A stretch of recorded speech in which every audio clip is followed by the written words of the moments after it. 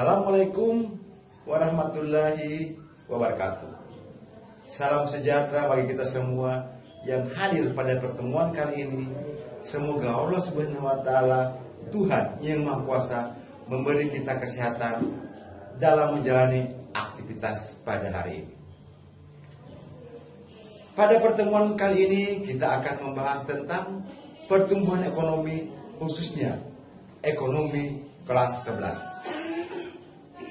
Nah, kompetensi dasar yang hendak kita capai pada pertemuan kali ini adalah 3.2, analisis konsep pertumbuhan ekonomi dan pembangunan ekonomi serta permasalahannya dan cara mengatasinya. 4.2, menyajikan hasil temuan permasalahan pertumbuhan ekonomi dan pembangunan ekonomi serta cara mengatasinya. Nah, adik-adik, pada awal pembangunan ekonomi suatu negara, umumnya perencanaan pembangunan ekonominya berorientasi pada tujuan atau masalah pertumbuhan. Hal ini bertujuan untuk pembentukan modal yang memang dibutuhkan dalam pembangunan agar proses pembangunan berjalan lebih cepat dan mencapai tujuan yang diharapkan. Dengan demikian, terdapat perbedaan antara pembangunan ekonomi atau economic development dengan pertumbuhan ekonomi atau economic growth. Tapi keduanya saling berkaitan dengan erat. Pertumbuhan ekonomi adalah proses perubahan kondisi perekonomian suatu negara secara berkesinambungan menuju keadaan yang lebih baik selama periode tertentu. Pertumbuhan ekonomi dapat diartikan juga sebagai proses kenaikan kapasitas produksi suatu perekonomian yang diwujudkan dalam bentuk kenaikan pendapatan nasional. Adanya pertumbuhan ekonomi merupakan indikasi dari keberhasilan pembangunan ekonomi itu sendiri. Menurut Simon Kuznets, pertumbuhan ekonomi adalah kenaikan kapasitas dalam jangka panjang dari negara yang bersangkutan untuk menyediakan berbagai barang ekonomi bagi penduduknya. Kenaikan kapasitas itu sendiri ditentukan atau dimungkinkan oleh adanya kemajuan atau penyesuaian teknologi, kelembagaan, dan ideologis terhadap berbagai tuntutan keadaan yang ada. Dari definisi tersebut, terdapat 3 komponen pokok dalam pertumbuhan ekonomi sebagai berikut. Kenaikan output secara berkesinambungan merupakan perwujudan dari pertumbuhan ekonomi.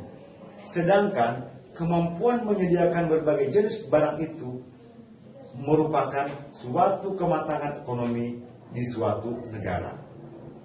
Selanjutnya adalah perkembangan teknologi merupakan dasar atau prakondisi bagi berlangsungnya pertumbuhan ekonomi secara berkesinambungan. Untuk mewujudkan potensi pertumbuhan yang terkandung di dalam teknologi baru, perlu diadakan serangkaian penyesuaian kelembagaan, sikap, dan ideologi. Inovasi dalam bidang teknologi harus dibarengi dengan inovasi dalam bidang sosial. Secara umum, pertumbuhan ekonomi ialah proses perubahan atau kondisi perekonomian di suatu negara secara berkesinambungan yang menuju keadaan yang lebih baik selama periode tertentu.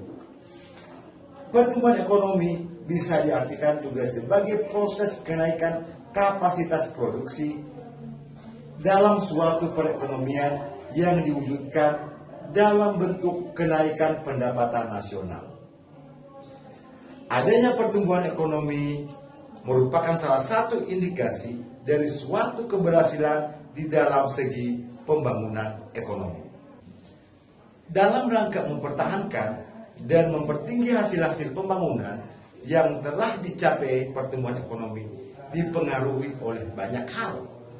Di antaranya adalah yang pertama, barang modal.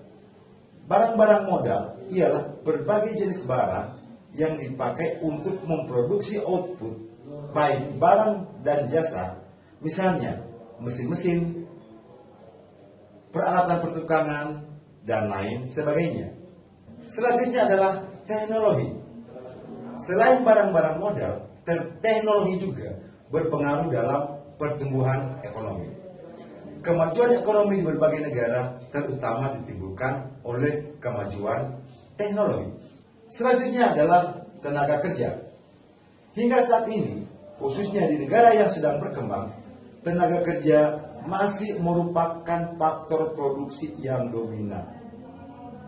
Penduduk yang banyak akan memperbesar jumlah tenaga kerja. Penambahan tenaga kerja ini memungkinkan suatu negara menambah jumlah produksi. Dengan demikian akan berpengaruh pada suatu pertumbuhan ekonomi. Selanjutnya adalah sumber daya alam. Sumber daya alam ialah segala sesuatu yang disediakan oleh alam, seperti tanah, iklim, hasil hutan, hasil tambang, dan lain-lain yang bisa dimanfaatkan oleh manusia dalam usahanya mencapai kemakmuran. Sumber daya alam akan bisa mempermudah usaha untuk membangun perekonomian di suatu negara. Manajemen.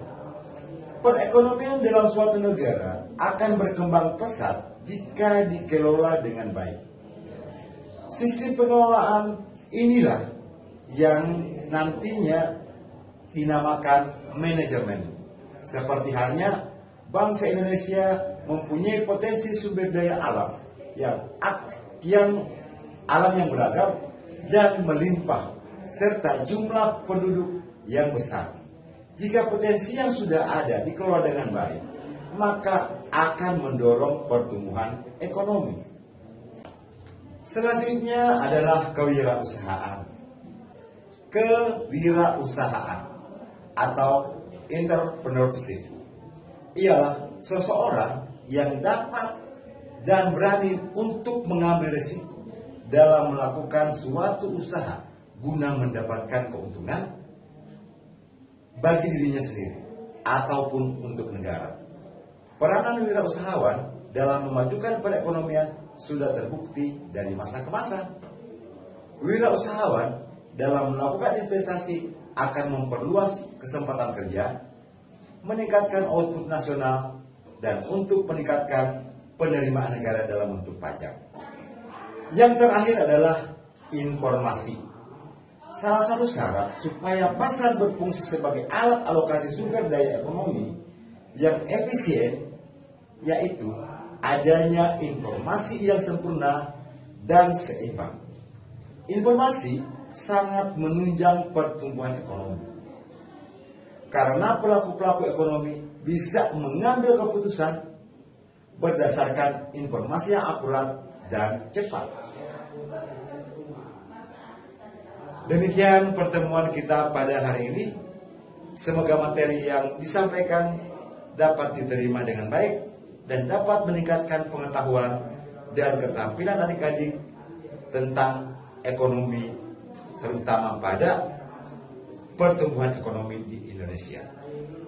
Assalamualaikum warahmatullahi wabarakatuh.